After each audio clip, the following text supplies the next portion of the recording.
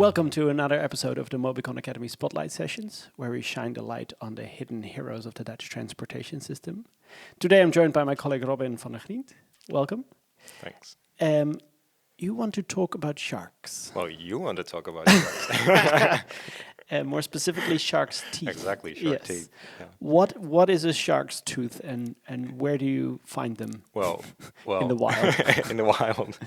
Well, we find them while we're riding our bikes on the street, for example, because here in the Netherlands you see them everywhere. Yeah. And we're not talking about literal shark's teeth, of course. No. We're talking about the yield markings that you find. There's an image on the screen for the viewers at home.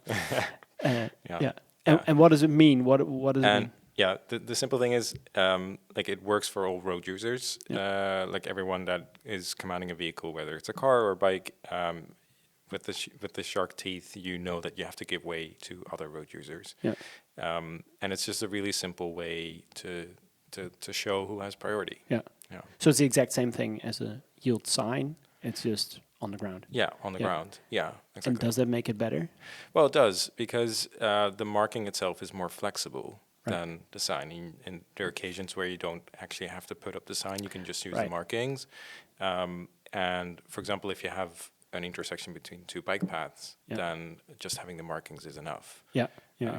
So it avoids this clutter of having signposts everywhere. Right, and saving cost. Saving costs, yes. Exactly, yeah. And I guess when you're driving, it's easier to look at the road ahead of you than to have to look out for signs. Yeah, I mean, people naturally do that, especially when you're riding a bike, you're sort of looking down a little bit already. And when you're driving, maybe you do the same.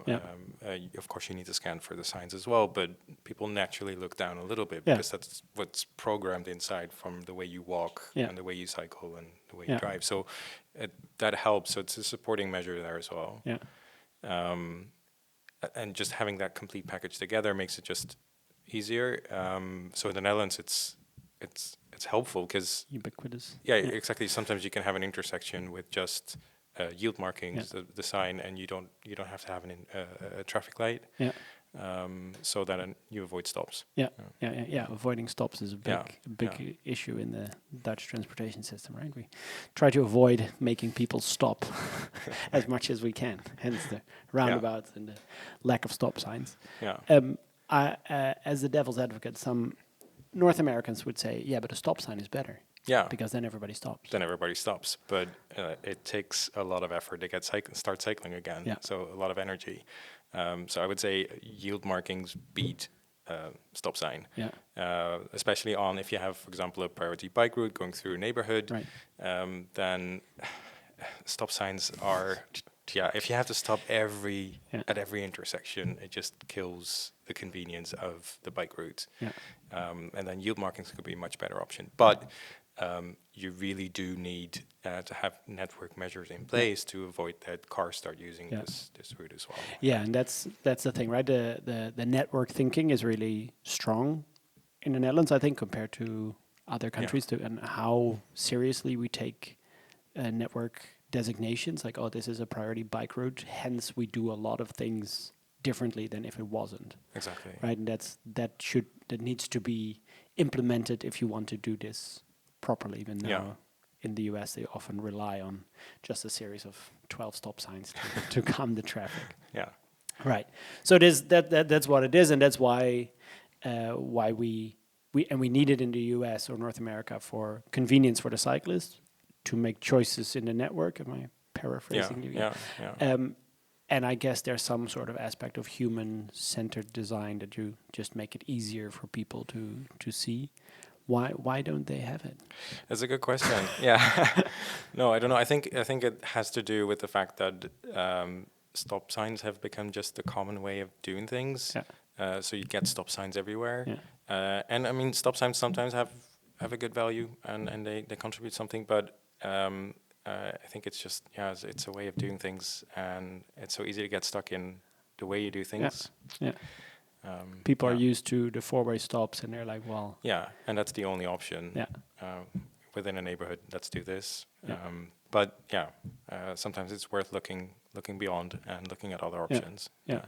Yeah, and reducing the clutter and the number of signs. Exactly, yeah. Because, I mean, a lot of drivers miss a lot of signs. Like most of the signs people don't see. So relying on the signs only might be not a winning strategy no. for North America. And I guess we can see that. Yeah, and I think then, like, looking at the way we design streets here is that the signs and the design of the street itself really go hand in hand. Yeah. Yeah. So the signs are supportive of the street design. Right. So I think that's a crucial aspect as well. Not just put up a sign or markings, but really make sure that it's And then the shark's teeth kind of finish that off as a cherry on the cake. Like, the street's already indicating you should yield, and here for your convenience, another little bit of marking in front. Yeah. Right. Yeah. Confirming the behavior. Yeah. All right. Yeah. Well, sounds like a easy fix, probably with a lot of repercussions when you start actually to implement the network properly, but a task to be taken up by a lot of North American cities, hopefully. All right. Exactly. Thank you very much. Super interesting. And thank you for watching. And we hope to see you on the next episode of the Mobycon Academy Spotlight session.